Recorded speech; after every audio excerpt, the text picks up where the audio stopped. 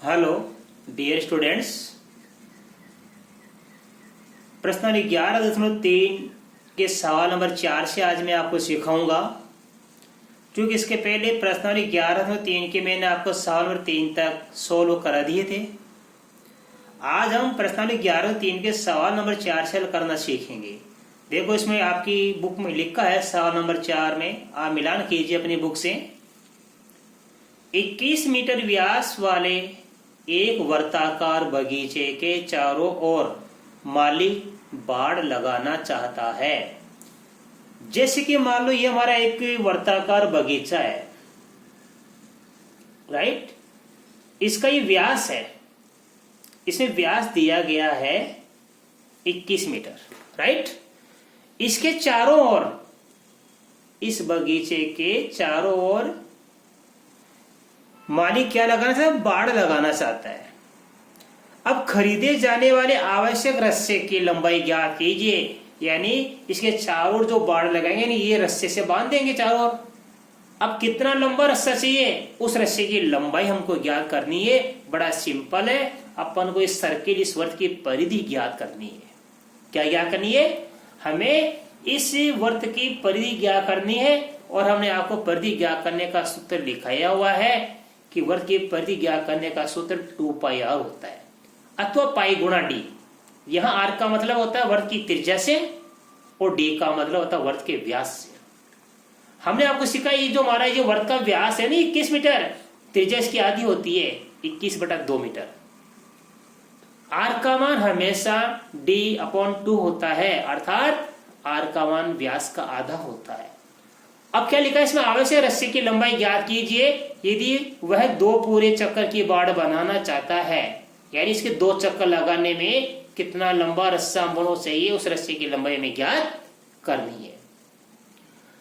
आगे लिखा है 4 रुपए प्रति मीटर की दर से रस्से पर व्यय ज्ञात कीजिए। यानी वो रस्सा कितने रुपए में आएगा, जबकि 1 मीटर रस्से का यहाँ पे 4 रुपया लगता है।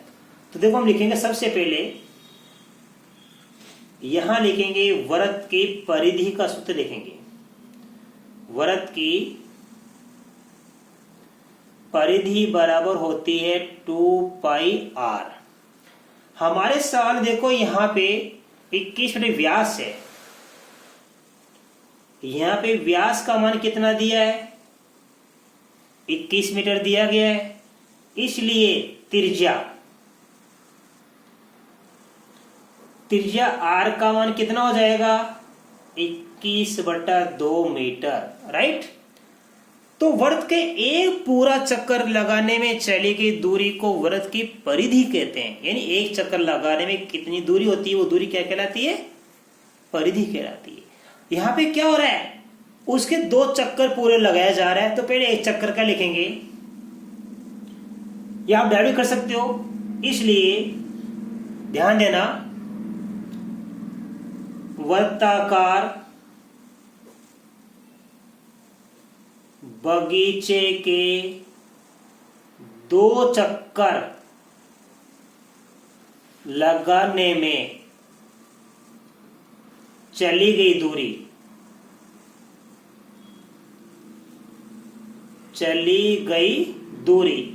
एक चक्कर में क्या होती है? 2πr। ये 2πr क्या कहलाता है? एक चक्कर में चली गई दूरी है ये। अब जितने चक्कर लगाते हैं उससे आप गुणा कर दीजिए। 2 चक्कर लगा रहे हैं तो आप यहाँ पे गुणा कर दीजिए 2 से, राइट। तो 2 चक्कर लगाने में चली गई दूरी कितनी होगी? 2 × 2πr, राइट। अब देखो, मैं यहाँ लिखूंगा, 2 को 2 से गुणा कर दीजिए आप 4। पाई का मान लिखेंगे 22/7, राइट। आर, और आर का मान यहाँ पे दिया हुआ 21/2 मीटर। तो आर की जगह लिखेंगे हम 21/2 मीटर, राइट। अब देखो 7 से काटेंगे, 7 एकम 7, 21 को काट देंगे 3 बार, फिर 2 एकम 2, और 2 को इससे काट दीजिए आप 2 बार। तो हमारे पास बच गए, देखो 2 गुणा में 22 गुणा में 3 मीटर, राइट। इन सबको गुणा करेंगे तो आप गुणा कैसे भी कर लो। पहले 2 का गुणा 3 से कर लीजिए 6, फिर 22 का गुणा 6 से कर लीजिए 132, 22 के 32 मीटर। इसका मतलब हो गया कि हमें उस वर्ताकार बगीचे के चारों जो माली बाड़ लगाना चाहता है, रस्से की लंबाई कितनी होगी? ये होगी 132 मीटर। इसलिए रस्से की लंबाई बराबर हो गई 132 मीटर, या एक तो आंसर ये आ गया। अब क्या करना है? रस्से का मूल्य क्या करना है? 4 रुपए प्रति मीटर की दर से। तो लिखेंगे 4 रुपए प्रति मीटर की दर से 132 मीटर लंबे, पूरी चीज लिखना बच्चों, लंबे रस्से का मूल्य हमें ज्ञात करना है।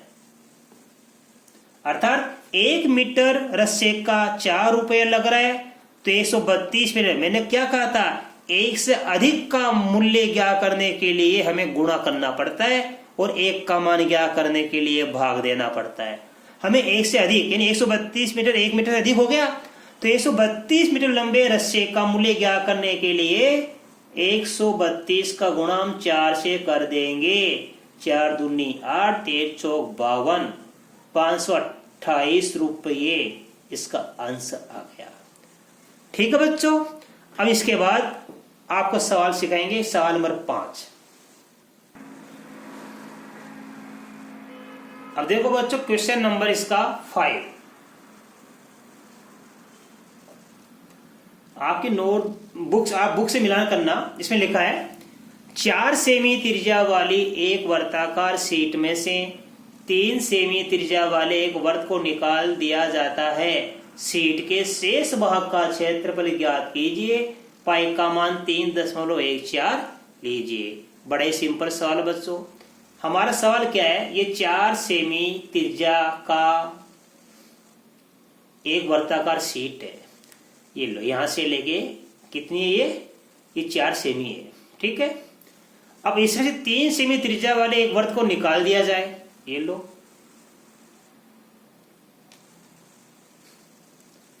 तो ध्यान देना कि यहां से लेके ये अंदर वाले जो वर्त है इसकी त्रिज्या कितनी है? 3 सेमी है। और ये जो बाहर वाला वर्त है इसकी त्रिज्या कितनी है? 4 सेमी है। तो जैसे ही 4 सेमी त्रिज्या के वर्त में से हम 3 सेमी त्रिज्या का वर्त निकालेंगे तो बचा हुआ भाग तो ये बचेगा शेष। इस भाग का क्षेत्रफल हमें ज्ञात करना है।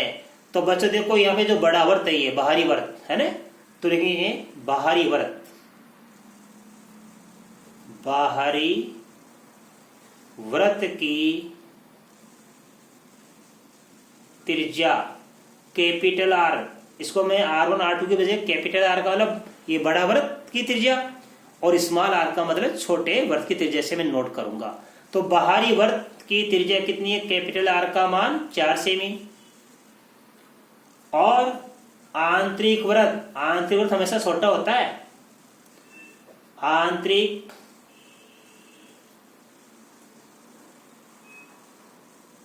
वृत्त की त्रिज्या स्मॉल आर का मान कितना है? 3 सेमी। ठीक है, अभी क्या बन गई? हमारी वलयिका बन गई। ये क्या बन गई? जब एक ही केंद्र से, ध्यान देना, एक ही केंद्र से जब 2 वृत्त बनते हैं तो इस भाग को बोलते हैं वलय। क्या बोलते हैं? वलय। तो हम यहां लिखेंगे वलय का क्षेत्रफल या 2 सकेंद्रीय वृत्तों से बने भाग का क्षेत्रफल। तो इस हिस्से को बोलते हैं वलय। वलय का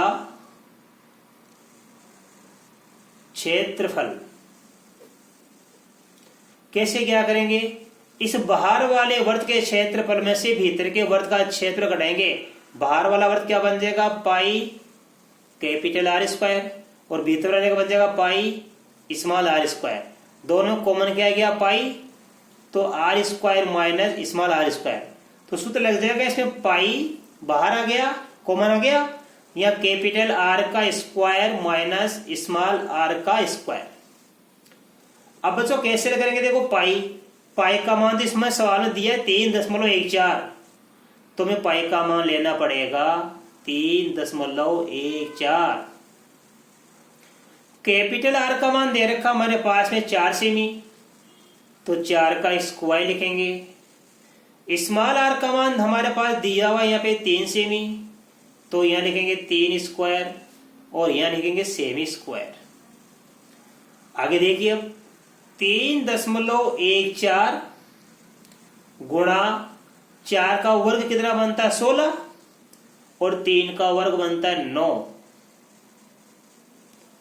ठीक है, अब 3.14 गुणा में 16 में से 9 गया कितना बचता है 7, या 7 सेमी स्क्वायर। अब 3.14 का गुणा करेंगे 7 से, 7 चौक 28, हासिल के 2, 7 7 और 2 9 और 7 ये 21 और 2 संख्या छोड़ के दशमलव। तो यह आ गया, ध्यान देना हमारे पास शीट का शेष भाग का क्षेत्रफल 21 और 98 सेमी स्क्वायर क्या है, ये हमारा है शीट के शेष भाग का क्षेत्रफल। ये हमारा आंसर आ गया। ठीक है बच्चों, अब इसके बाद में आपको सवाल नंबर 6 सिखाऊंगा। अब देखो बच्चों क्वेश्चन नंबर 6।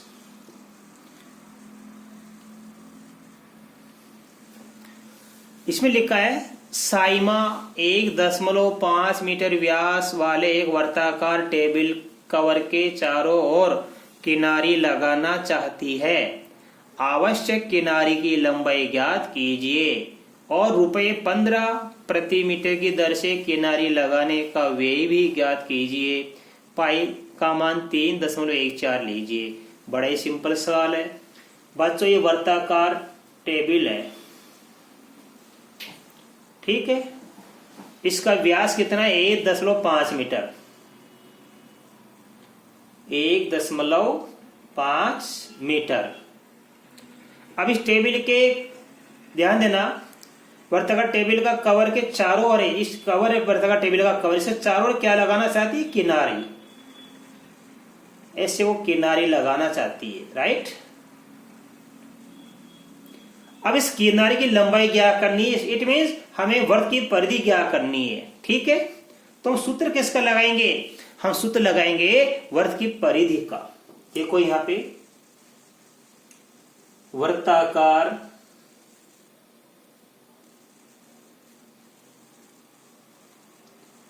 टेबल कवर का व्यास 1.5 मीटर, इसलिए त्रिज्या वर्ताकार टेबल कवर की त्रिज्या आर का मान कितना होगा 1.5/2 मीटर। राइट, अब हम क्या करेंगे वर्ताकार टेबल कवर की परिधि। अब इसकी परिधि क्या करेंगे, इसलिए वर्ताकार टेबल कवर